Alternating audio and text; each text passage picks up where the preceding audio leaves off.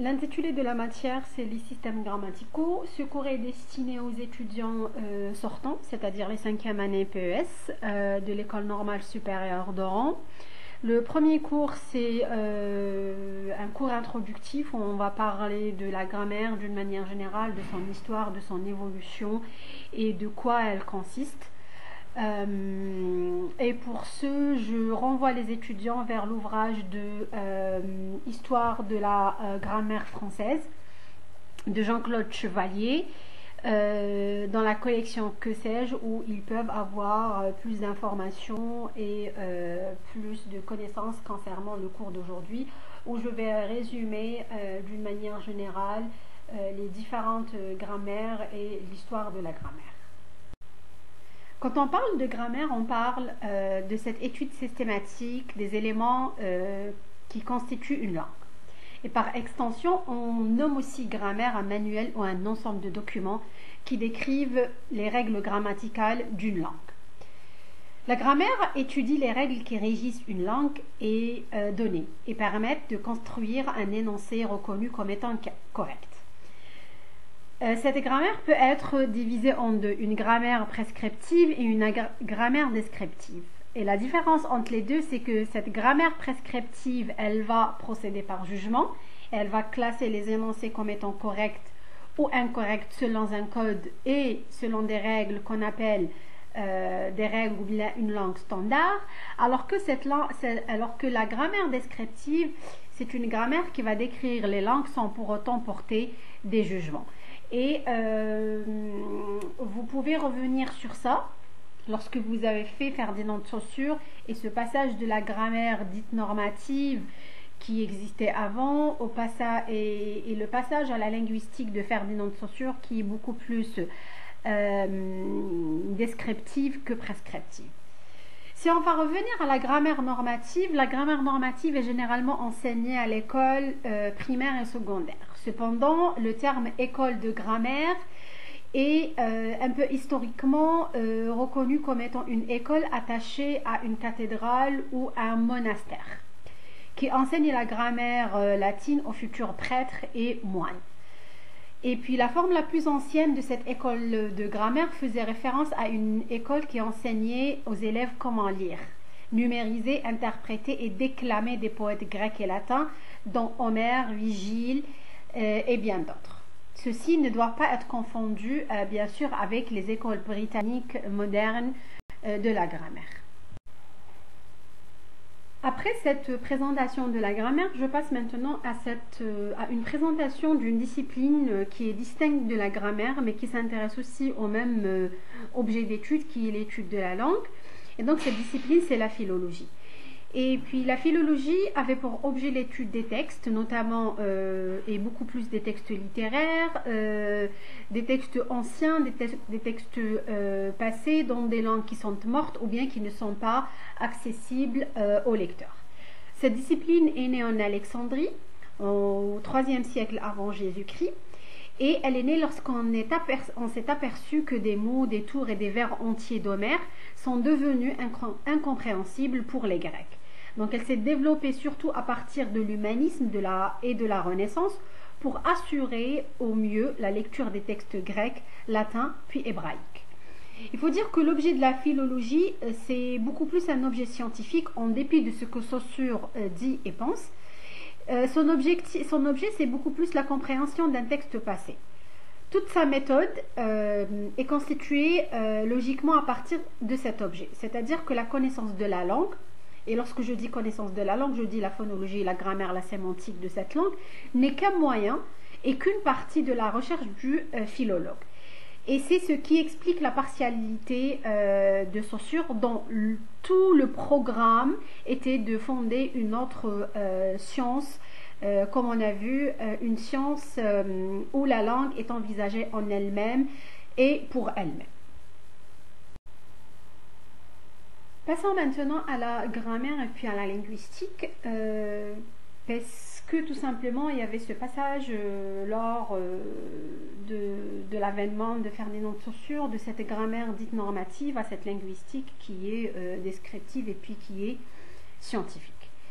La grammaire était bel et bien l'étude de la structure et du fonctionnement des énoncés d'une langue. Elle fait aussi l'inventaire systématique des types d'unités que construisent ces énoncés. La grammaire représente aussi, dans ses aboutissements, la première ébauche d'une attitude scientifique vraie devant le langage. Et puis Saussure affirme à maintes reprises et plusieurs points dans son cours de linguistique générale, il affirme les points suivants. Donc là, le premier point, c'est que le point de vue des grammairiens est absolument irréprochable. Deuxièmement, que leurs travaux ne montrent clairement qu'ils veulent décrire des états. Troisièmement, que le programme de cette grammaire normative est beaucoup plus strictement synchronique. Quatrièmement, que la base, c'est-à-dire la base de la grammaire classique, est moins critiquable d'un point de vue scientifique que son objet, qui est mieux défini, et qu'il n'est pas pour la linguistique inaugurée par Franz Bopp. Donc cette attitude grammaticale devant le langage, même si le produit quelque part était altéré par la qualité des instruments et des connaissances propres à chaque époque, est au moins aussi ancien que la pensée grecque classique.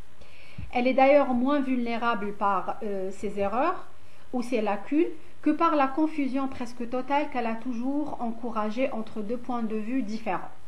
Elle croit, dit Saussure, devoir édicter des règles au lieu de constater des faits, ou plus encore, elle mêle l'attitude scientifique avec l'attitude normative, c'est-à-dire l'observation des faits avec la prescription des règles.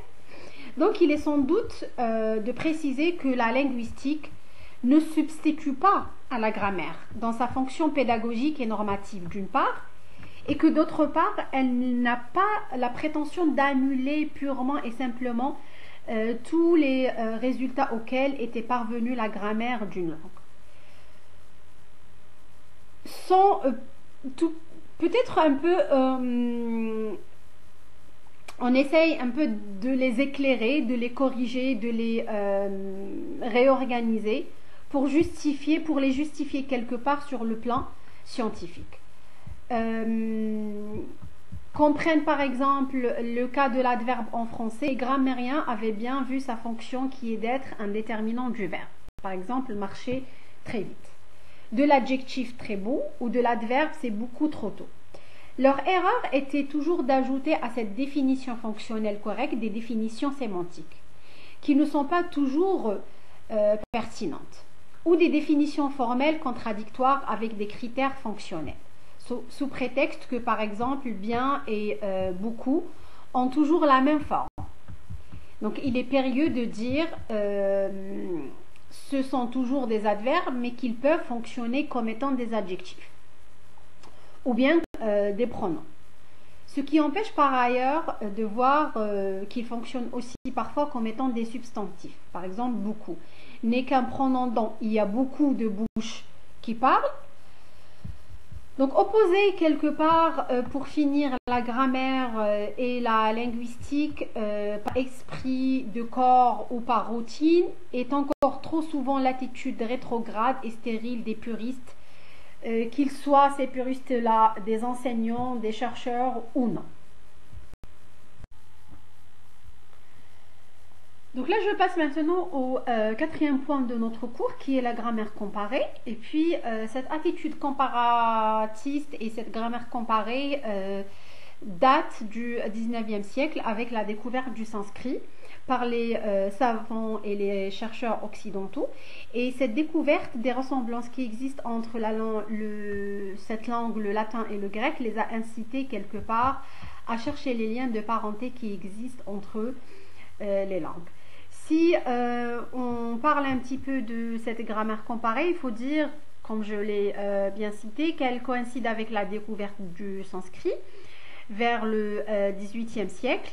Et on a remarqué qu'il existe une analogie entre les langues européennes et puis le sanskrit qui est la langue sacrée de l'Inde ancienne.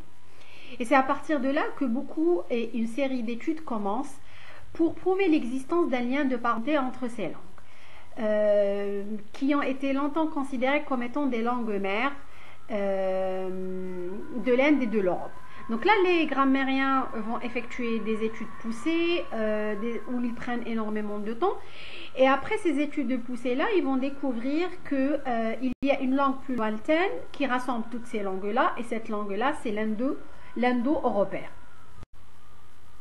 Je retiendrai ici en guise de définition de la grammaire comparée deux citations. La première issue du TLF, du Trésor de la langue française, et puis la deuxième issue du Dictionnaire de linguistique de Jean Dubois.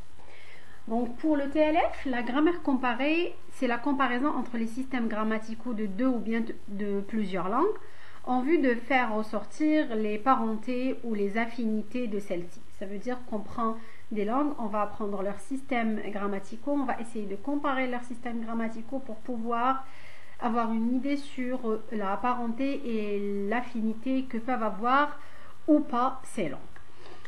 Pour Dubois, la comparaison, c'est une opération qui consiste à étudier parallèlement deux langues en dégageant les différences et surtout les correspondances qui révèlent souvent la parenté.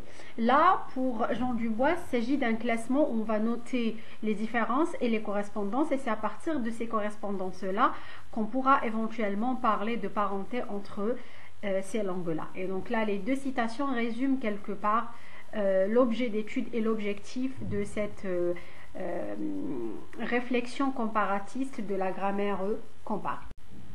Pour expliquer la démarche de la grammaire comparée, je préfère commencer par la citation de Bergogneau qui nous dit que la linguistique s'est constituée comme science à partir du moment où la description d'une langue n'a plus été effectuée par une analyse interne et immanente, mais beaucoup plus par la comparaison avec les autres langues. Donc si j'explique et je paraphrase la citation de Bergogneau, je dirais tout simplement que pour lui, il considère la linguistique comme étant science à partir du moment où elle va se comparer avec les autres langues, c'est-à-dire à partir du moment où cette discipline est sortie de cette analyse interne et puis émanente et elle s'est mise en étude de comparaison avec les autres langues. Et c'est à ce moment-là que lui parle de cette démarche comparative et que cette linguistique-là est considérée comme étant purement et uniquement une science. Donc à partir de ce constat d'analogie,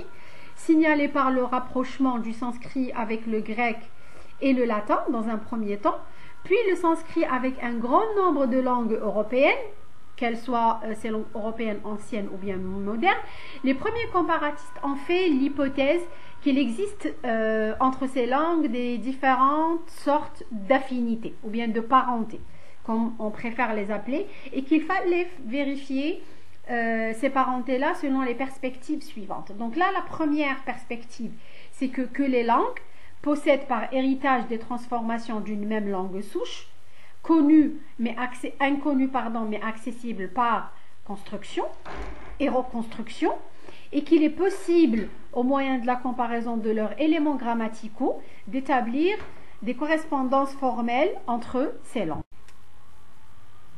En parlant de la grammaire comparée, on ne peut ne pas parler des principaux comparatistes qui sont majoritairement des germaniques. Et je commence par Jans, qui était le premier à avoir un intérêt à la culture indienne et à la découverte des affinités entre les langues européennes et puis le sanskrit.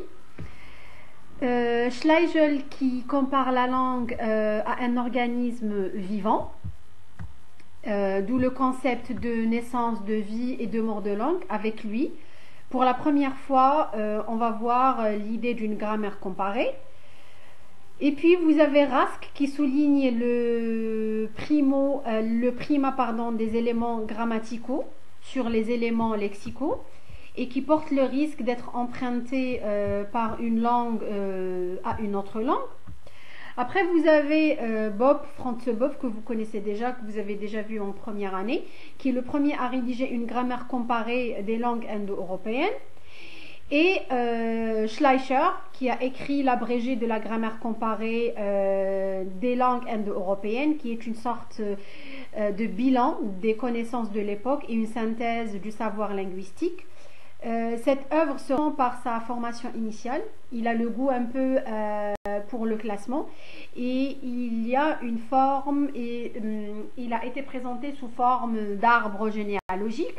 Et je vais finir par Schmitt qui oppose la théorie de l'arbre généalogique à la théorie des ondes. Selon le modèle, les innovations partent d'un point et gagnent des choses toujours plus éloignées. Dans l'objet de la grammaire comparée, je vais m'étaler sur deux points. Donc là, le premier point, c'est l'indo-européen et le deuxième point, c'est la classification des langues. Il faut dire que la grammaire comparée a deux principaux objectifs qui se recouvrent. Le premier est la reconstitution de la langue mère et le second est la classification des langues enfin. Je vais commencer d'abord par le premier point qui est l'indo-européen. Et donc là, l'indo-européen commun ou bien le proto-indo-européen ou seulement indo-européen qui est une langue préhistorique, sans témoignage écrit, supposée être à l'origine de toutes les langues dites indo-européennes. Elle a été partiellement reconstruite à partir de la comparaison entre les langues actuelles ou anciennes qui en sont issues. Notre connaissance de l'indo-européen repose généralement sur la linguistique comparée et notamment sur la phonétique historique. On peut aussi reconstruire quelques aspects de la phonologie, de son histoire, de sa morphologie et des recherches actuelles tentent de reconstituer quelques traits de sa syntaxe. Le deuxième point est relatif à la classification des langues où lorsqu'on a deux ou plusieurs langues qui appartiennent à la même famille et quand elles sont apparentées génétiquement, c'est-à-dire quand tout laisse penser qu'elles se sont développées à partir d'une origine commune, généralement on réserve la dénomination de famille de langues à l'ensemble qui forme toutes ces langues connues du même origine. Pour la classification de langues, nous avons trois façons de les classer. Premièrement, le classement typologique. Dans le classement typologique, on les classe selon des critères phonétiques, des critères phonologiques, phonétiques ou phonologiques, selon le critère morphologique ou selon le critère syntaxique. Alors que pour le deuxième critère, c'est le classement, le deuxième classement, c'est le classement génétique, où on réserve l'expression de famille linguistique à l'ensemble formé de toutes les langues du même origine. Ces familles comprennent des sous-ensembles appelés sous-familles ou branches, par exemple la branche romane ou bien la branche germanique. Ces branches aussi elles-mêmes sont constituées de certaines langues plus étroitement apparentées entre elles qu'avec les autres. L'exemple de la branche romaine où nous avons le français, l'espagnol, l'italien, et la branche germanique où nous avons l'anglais, l'allemand et le danois.